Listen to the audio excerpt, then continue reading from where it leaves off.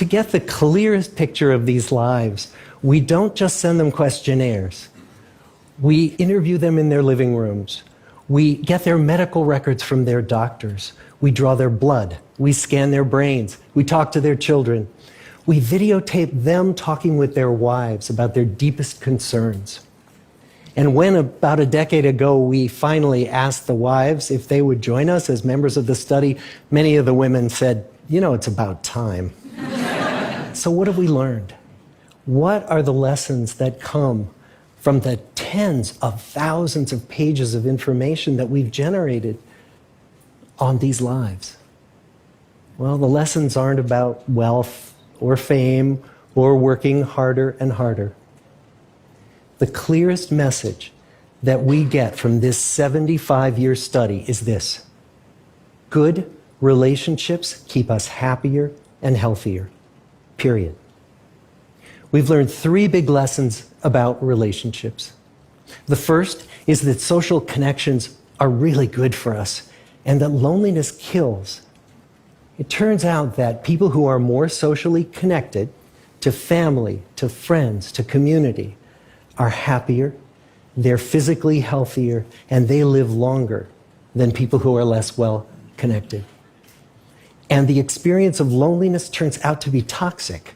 People who are more isolated than they want to be from others find that they are less happy, their health declines earlier in midlife, their brain functioning declines sooner, and they live shorter lives than people who are not lonely. And the sad fact is that at any given time, more than 1 in 5 Americans will report that they're lonely. And we know that you can be lonely in a crowd and you can be lonely in a marriage. So the second big lesson that we learned is that it's not just the number of friends you have, and it's not whether or not you're in a committed relationship, but it's the quality of your close relationships that matters. It turns out that living in the midst of conflict is really bad for our health. High conflict marriages, for example, without much affection, turn out to be very bad for our health, perhaps worse than getting divorced. And living in the midst of good, warm relationships is protective. Once we had followed our men all the way into their 80s, we wanted to look back at them at midlife and to see if we could predict who was going to grow into a happy, healthy octogenarian and who wasn't. And when we gathered together everything we knew about them at age 50, it wasn't their middle-aged cholesterol levels that predicted how they were going to grow old.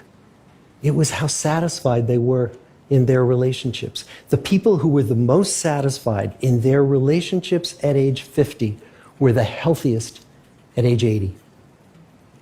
And good, close relationships seem to buffer us from some of the slings and arrows of getting old. Our most happily partnered men and women reported in their 80s that on the days when they had more physical pain, their moods stayed just as happy. But the people who were in unhappy relationships, on the days when they reported more physical pain, it was magnified by more emotional pain. And the third big lesson that we learn about relationships and our health is that good relationships don't just protect our bodies, they protect our brains.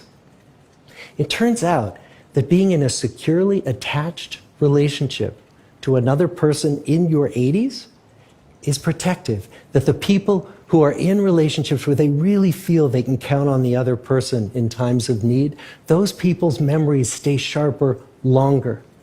And the people in relationships where they feel they really can't count on the other one, those are the people who experience earlier memory decline.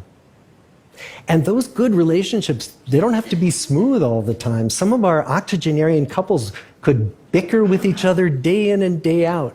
But as long as they felt that they could really count on the other when the going got tough, those arguments didn't take a toll on their memories.